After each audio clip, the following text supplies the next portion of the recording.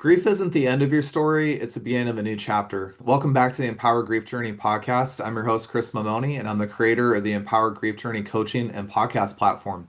Each episode features real conversations with people from around the world who have navigated profound loss and found strength to rebuild their lives with courage and intention. Together, we'll explain what it means to move from grief, from survival to integration, to reclaim your identity, honor your grief journey, and create a future grounded in truth, resilience, and purpose. If you're walking through grief and loss and are wondering what comes next, you're not alone. Walk with us as we transform grief into growth one story at a time. I'd also like to invite all of you listeners joining us today to visit us over on our website at empowergriefjourney.com to tune into more episodes of this podcast. Grab your copy of the Empower Grief Journey anthology and explore how grief coaching can help honor your journey and integrate your grief into an inspiring future. Today, I have a special guest with us. Her name is Penelope Alonso. She's a writer and a storyteller whose grief journey began after losing both of her parents within a short window of time following difficult health declines. After walking closely beside them as a caregiver during their final chapters, Penelope found herself navigating what she describes as profound experience of double loss, the shift that happens when both pillars of a family are suddenly gone. A former newspaper reporter and magazine editor who now works in public and media relations, Penelope has turned writing as a way of processing and sharing her journey. Her first book, A Walk with Everyone, completed in 2024, reflects on grief, caregiving, and the people who walk beside us through life's most difficult transitions.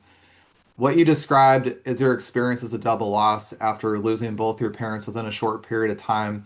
Penelope, as you jump onto the podcast here, can you share with us what that experience was like and how it changed your sense of family and identity? Sure, Chris, thank you so much. And thank you again for allowing me to spend this time with you. It's very heartfelt and I appreciate it very much. And hello to all of your listeners.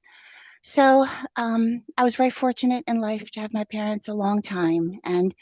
Uh, but, at the end of it all, when you think about it, they're your mom and dad. And is there ever enough time with the people that you love so much and have just experienced life with from the very, very beginning, if not before? So my journey, not unlike others, is that unfortunately my parents, as they aged, declined. My mother earlier than my dad. It was funny, not funny, in that my father started demonstrating some insurmountable health issues in his very early 50s. He had oral cancer, which was shocking. He was not what you would call a typical candidate for something such as that. And or it wasn't on the radar at all that that would be something that would challenge him in his life, if not threaten it. But he persevered and gloriously with the love and support of my mother and obviously the family and exceptional medical support. He championed through that, came back, championed through it again, pushed himself into his 60s where he had heart issues and pushed himself through into his 70s. And, I only lost him last year, right around this time, with only a few months following his 80th birthday. So, despite absolutely all the odds, that man not only championed through multiple serious illnesses, but did so in a way that enabled him to fully live his life. He was a basketball coach up until the end, 50 years of coaching in his community and beloved, coached generations of boys basketball and girls as well throughout the 5 decades that he coached basketball. And he relentlessly coached through cancer, through heart, through the loss of his own wife, my mother, and then refusing to let go. He coached up until just a few days before he went into the hospital, which unfortunately was going to be a hospital stay that would not result in him being able to hit the court again. So my mother's health journey was just to set the stage for who they were as they entered that stage of their lives. Um, Unfortunately, my mother, who was just the most remarkable woman, I'm very blessed to be able to say that I had just absolutely wonderful people as parents and really hit the lottery. Could not have been luckier, kind, devoted, and just truly great people. My mother, unfortunately, began to have strokes, which started for her when she was, comparatively very young. I think she was only in her very, very early 60s. I mean, very early when she had her first stroke, recovered, few years later, another one recovered. And unfortunately, each one took little pieces of her, but she recovered after all, until unfortunately years of just kind of like resurfacing from the hit of those strokes as she emerged into her 70s. The recovery was not as possible, and we switched from event recovery to the slow process of just living in decline. And sadly, my mother left us in November of 2023 after a struggling few months that were very difficult for obviously her first and foremost, and then all of us who loved her. Um, with my mom's passing, she made the decision, um, mostly through the great acuity that she had and the intelligence, and also the compassion, not only for life, but for the logic of the moment, that she didn't want to pursue anything more. She had been in the hospital for 2 months, her final 2 months, and she got to the point where she just thought, you know what, I can see this. This just isn't working. Her decline was so um, across the board that she needed dialysis. We had tried that route, and other systems were failing, and she saw that she was in, and we did as well, just this continual decline. It was really hard for her just to have a day. And while in the hospital, um, she was transferred to a care facility following that, with no specific hope of a next step. And she decided, you know what, I think I'm ready. I think I think I've done all I can do in this life. I'm going to miss you all. The only regret that I have is that I won't be here to see things. And she told me, she said, I'm not afraid to die. I just am sorry to miss everything. She didn't want to miss things. It's not so much that she didn't have the capacity to, remarkably so, kind of embrace where she was in her journey. She did, and she helped me along the way too. She mothered me right up until the end and showed me, with the glorious dignity one can carry forward in life, when they realize that they're moving towards the natural conclusion of what their body can carry them forward in doing. Um, and so she made the decision to go to hospice. Once that decision was made, I was with her every night. I didn't want her to have another night by herself, no matter how long it took. Unfortunately, it was not going to take long because her condition physically was so delicate. But she was very, very, almost like, kind of like resting back into a pool of warm water. Once she made her decision, she felt this ease and lift, and she was just gloriously optimistic and hopeful, and even joyous in the decision that she made. Really set an example for every one of us.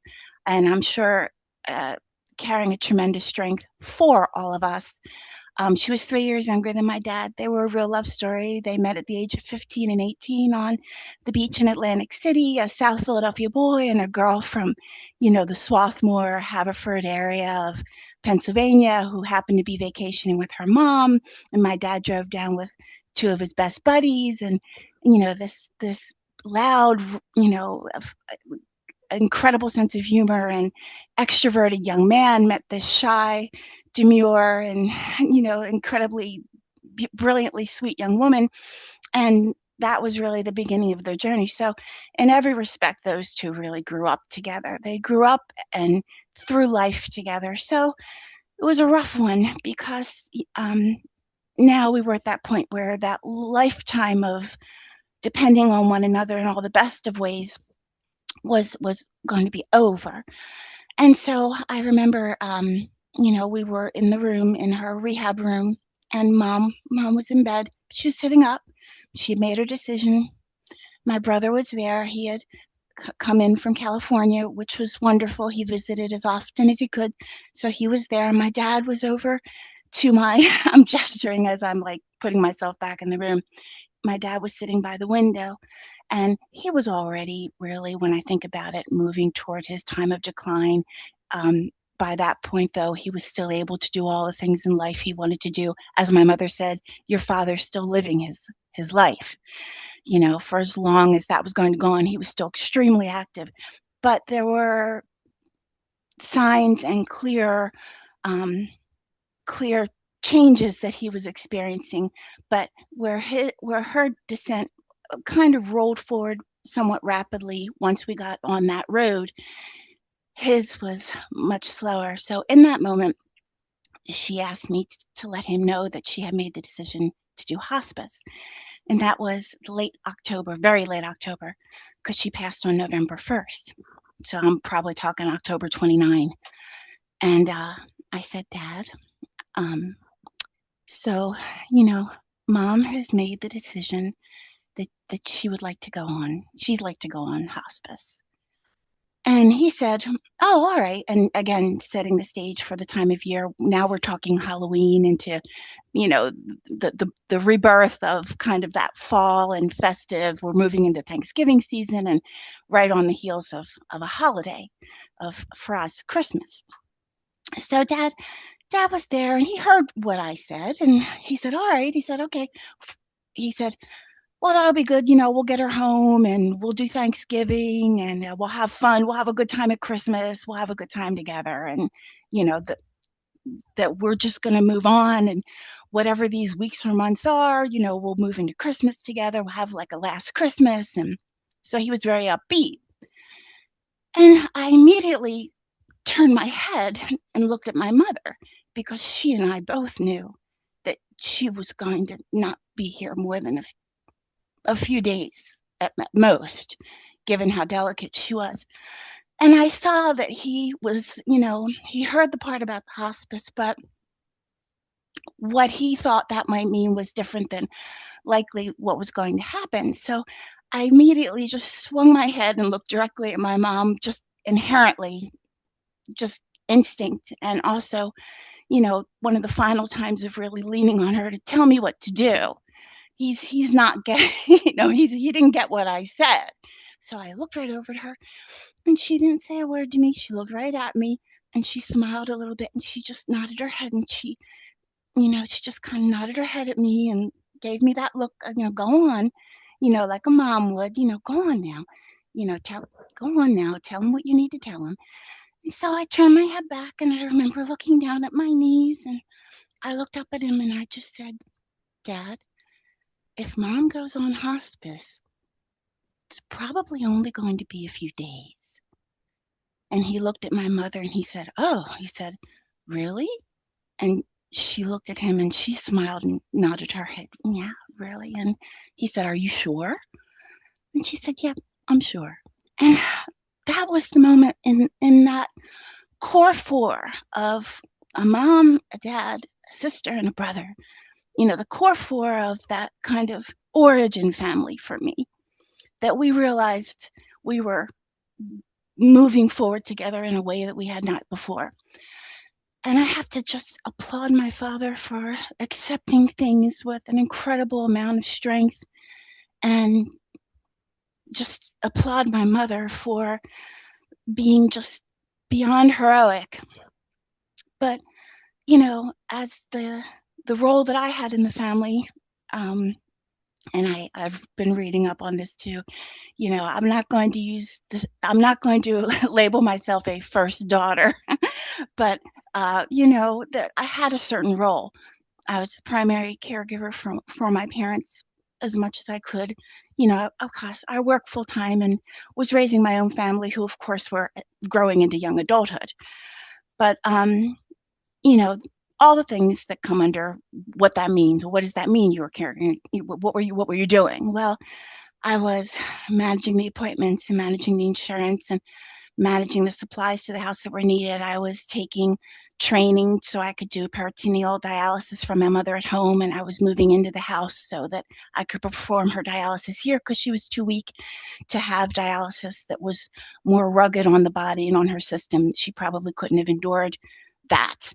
Um, I was going to the appointments with them. I was managing things with in-home care nursing, and that was just mom. And then every once in a while, aging is, anyone could get sick at any time. So every once in a while, dad would have a little flare up, and I'd have to divert both ways, coming over and cooking and preparing meals, and also just, trying to be there for when one needed something, or someone might have had a week where they needed something a little extra. And it was kind of happening at the same time for both of them. And then sadly, of course, my mother, declined. She was really remarkable. I remember I said to her in her final hours of being able to communicate with me, I said, Mom, I just, my message essentially was, I don't know what I'm going to do without you. I really don't know how I can do anything. How am I going to do any of this? And she said, you're already doing it. She just had this beautiful countenance and wonderful way to let me know not only would I be all right, but I'm already on the journey of living without her. I'm already doing it. And when I think back on that, as always, she was right. I was making the appointments, and I was overseeing things, and I was doing all the things. And I won't go into detail, but many of us that support our parents in these times, there's also a physicality to the care that they need, whether it be support in bed washing, or the ways in which you must support your mother or father in the most tactile of caregiving was also a part of it as well. So, it was physically and mentally, emotionally really rough. And then, of course, she passed.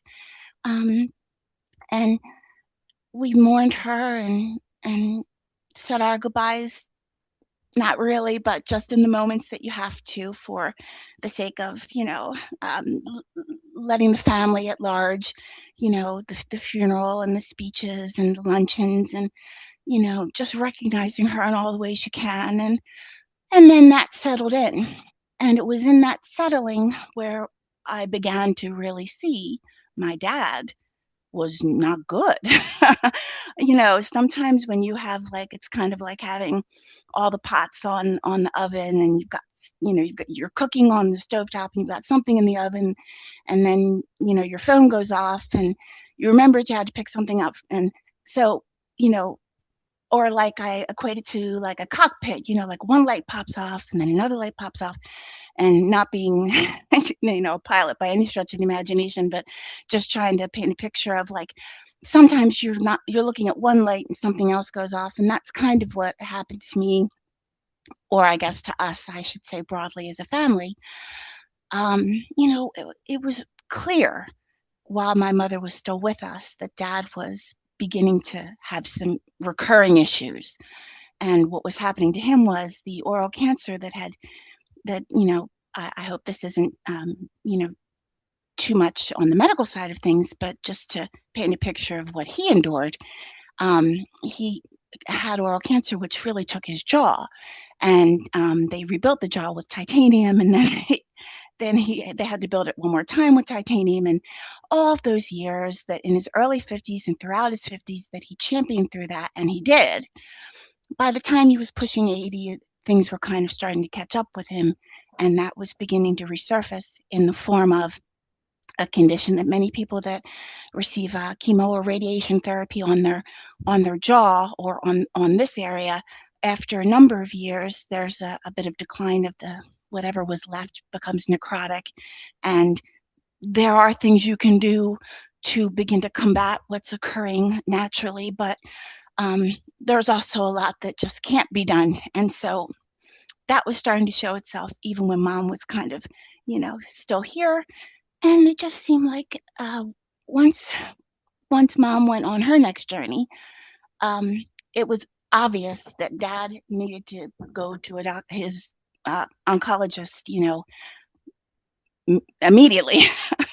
And he didn't want to go. He was busy, he had, I think really kind of what it was too is that he knew probably enough about himself and his condition, to realize that whatever was wrong with him was probably going to be big again. And, he had just lost his wife and was trying to be brave in the world and still be incredibly active, which he absolutely was. That man was coaching. He was poker nights with his high school buddies. He was a 10,000 step a day guy. And he would say, I'm strong, except from here up. And he would put his gesture from his chin, his jaw area up. He's like, I'm strong. I'm going to go on. I'm strong, except from here up. Unfortunately, that creates a lot of problems for shoulders down. Also, you're talking about the inability to sustain nutrition, you're talking about infection and other things. So that just paints kind of a medical challenge of what he began then to face almost immediately after my mom passed. And so, his journey towards what was going to be a great challenge for him began. And unfortunately, uh, he succumbed to his illnesses a little over a year. He was in the hospital for a full month, and unfortunately, couldn't get him out.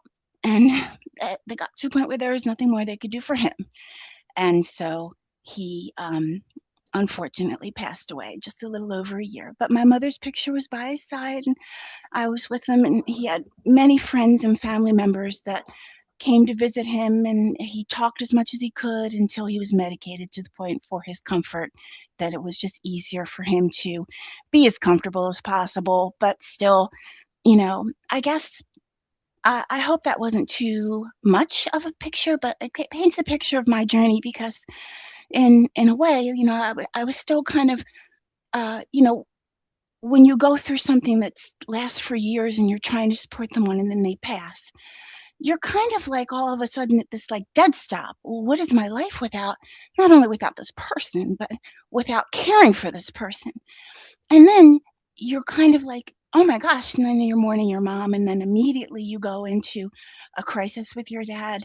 And so you're kind of like not yourself. I wasn't myself. Yeah. I'm still not myself, right? I'm never going to be myself again. I'm going to be my new self, and that could be a wonderful self, and I'm working towards it being that, but I'm not who I was. I'm never going to I be that person again, right? And that's that grief journey for those of us who, all of us really, and I'm never going to be who I was. That's just gone. But I can be a good version of myself, and I believe that I'm working in that direction now. And my hope for everyone that goes through this is that there is that understanding, you're not going to be who you were. I think that's a big pressure that maybe we as people put on ourselves always, that all bounce back kind of feeling, to bounce back. And sometimes you don't bounce back. Sometimes you bounce forward, or sometimes you don't bounce at all. But I think once you kind of accept the fact that, you know what, I'm, I'm not going to bounce back from this, but I'm going to live with this, so That that's that's Penelope, kind of you it. you bring a you bring up a great point that I want to stop you at right now because this is something that people in grief need to actually learn and understand really well. And it's something that's not going to happen right away. It's something that is on your own personal timeline and your own personal journey of healing. But there is that idea of people saying that they want to get back to their old self or be their old self again. And unfortunately, grief sheds us away from that. Whoever we were before we lost parents, before we lost a spouse, before we lost a pet, that person doesn't exist anymore. That's in the past. And so we're kind of in this weird quandary of who we're becoming. And that's a place full of self-discovery and full of trying to figure out what this next version of ourselves look like. While you were talking, there's a lady I follow online who's big on health, and she has had 4 children.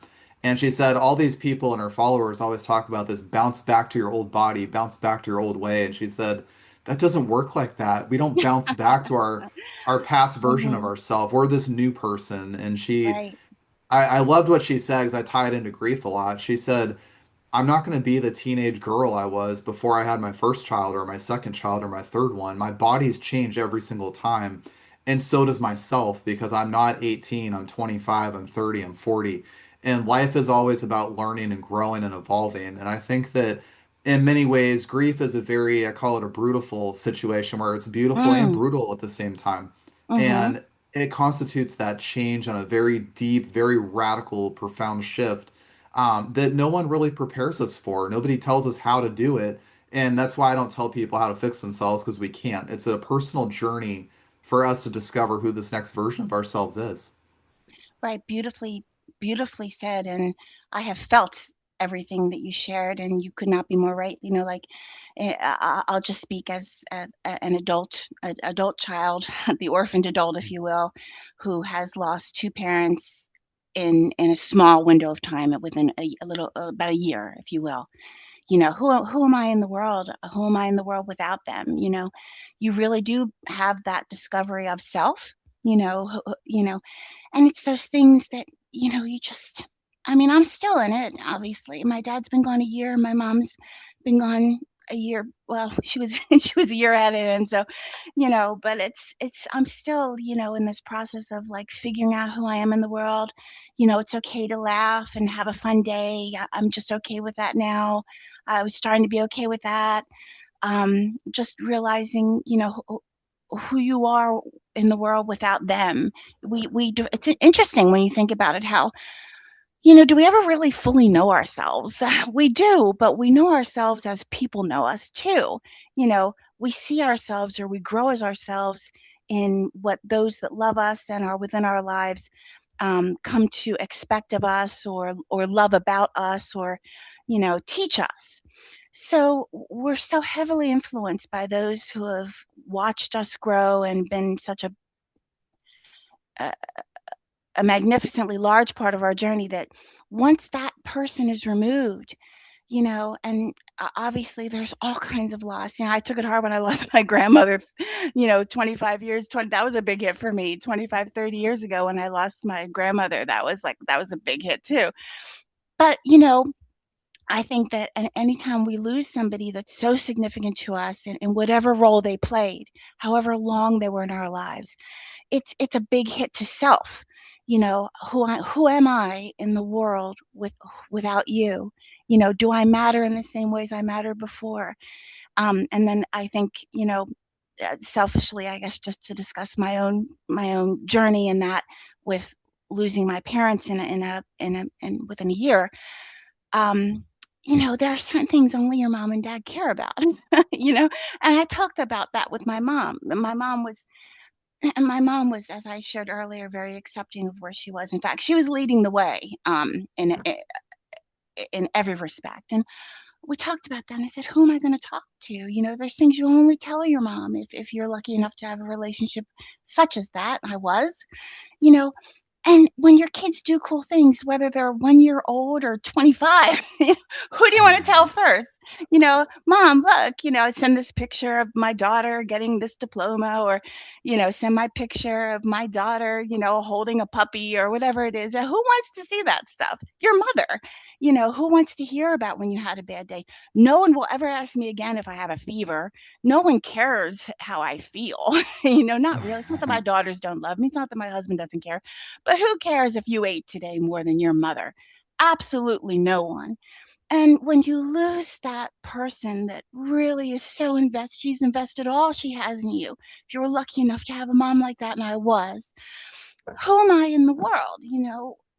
I still want to share things with her. I still want her to talk. I still want to talk about the girls. And she knew that. Here's the thing. I said, well, who am I going to talk to? And she said, oh, well, you have your daughters and you have friends, and don't worry, you're going to be all right. And then she stopped herself and she goes, well, yeah, who are you going to? And she said, oh, yeah, who are you going to talk to about the girls? She knew no one wants to hear about your kids. As not that they don't love them, aunts, uncles, cousins, friends. Of course, they want to hear about your kids, but who really wants to hear about your kids? All of it. Who's really celebrating every achievement your kid does? Who cries when your kid has had a bad day? It's your mom. If it's not you, it's your mom. And so she knew before I knew. She said, oh yeah. She said, well, yeah, who are you going to talk to about the girls? And I said, oh, and I figured that out. I knew what she said in the moment, but I really knew what she said in the moment afterwards.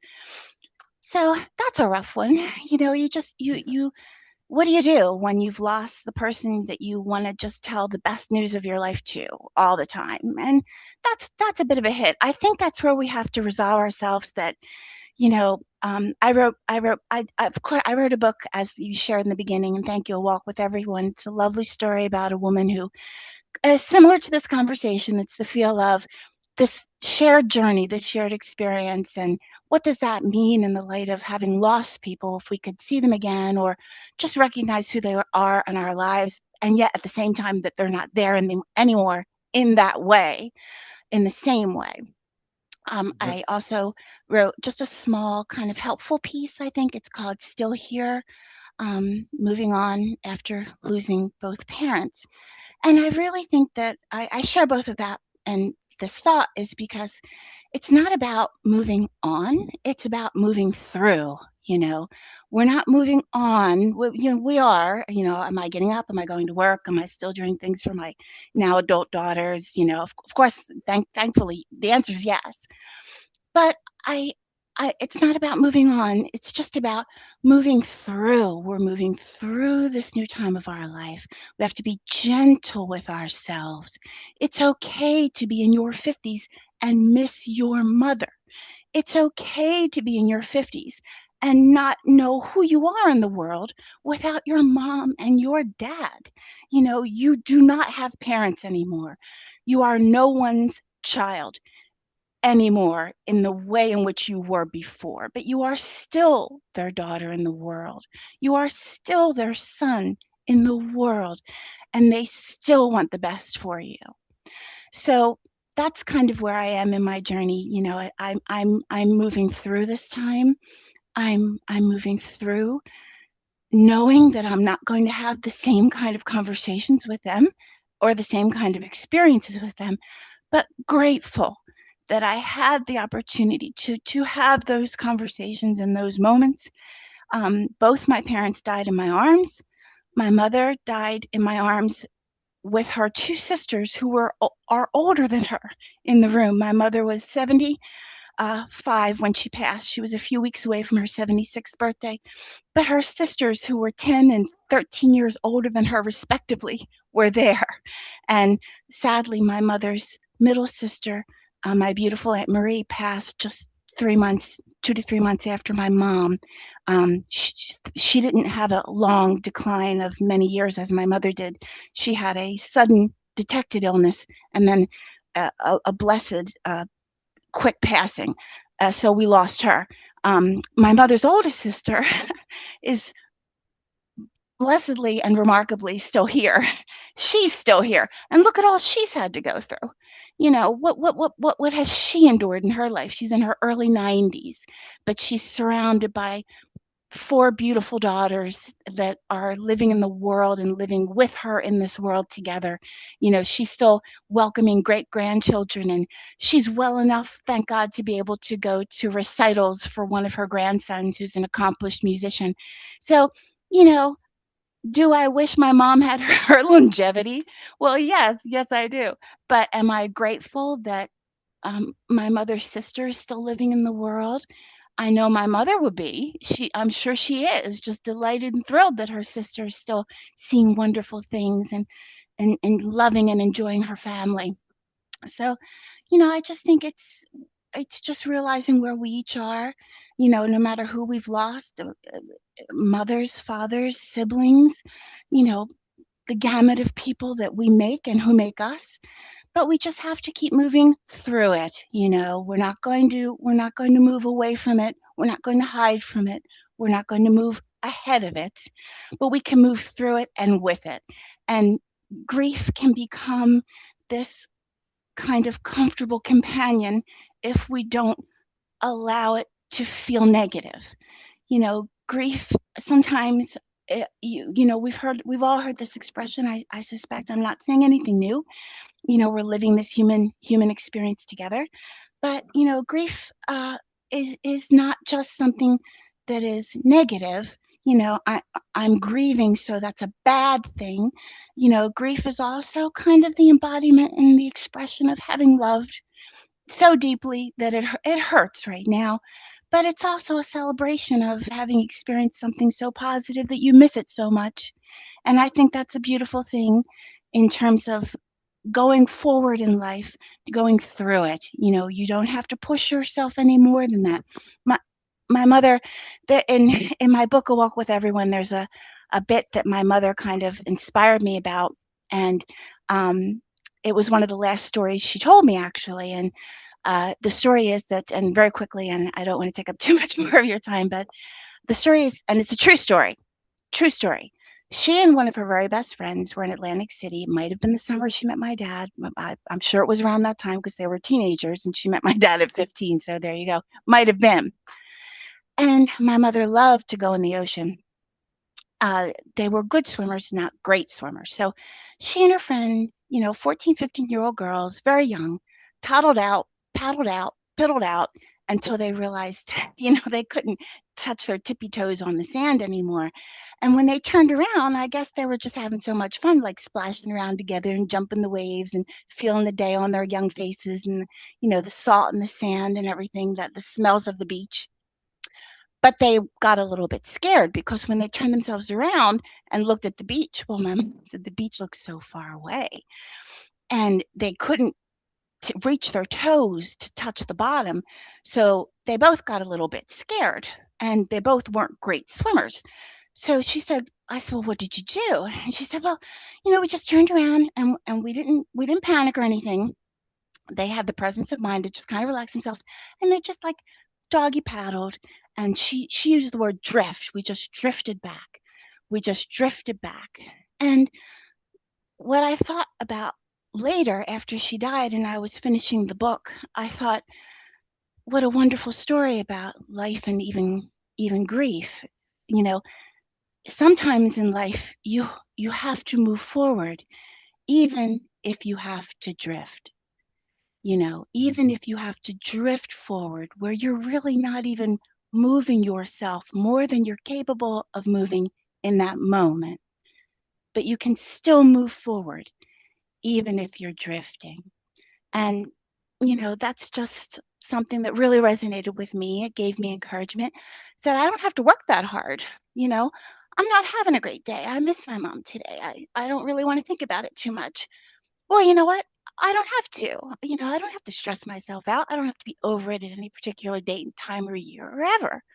I can move forward today, even if I just have to drift, even if I just move myself or just let whatever's around me move me. So that's part of what I write about. And I think the things that I write are things that I feel, and I'm hopeful that they can help somebody who might be going through a similar kind of way. Well, Penelope, I just want to say thank you so much for being on today's episode of the podcast and sharing your story about losing both your parents. You brought up a lot of topics about integrating grief in your life in a healthy way that helps to move you forward, and you shared some deep insights with us about reconnecting with our identity and learning who we're going to become after we go through grief. So I just want to say thank you so much for sharing your story today. I know. Thank you, Chris. This was an absolute pleasure and a delight. And I really appreciate your time. And this conversation has helped me. And I'm just so appreciative to be able to speak with you today. Well, I want to thank all of our listeners for joining Penelope and I on today's episode of the Empower Grief Journey podcast. If this episode resonates with you, please share it with somebody you know who could benefit from our story. For more episodes that are designed to empower you and support you, visit empowergriefjourney.com/podcast and subscribe to the episode. You guys can find us on Apple and Podbean. The Empower Grief Journey is all about honoring your journey, embracing your emotions, and finding strength in your own time. I want you to know that you're never alone on this journey, and together we can navigate grief with courage and compassion. Until next time, be kind to yourself and take your grief journey one step at a time.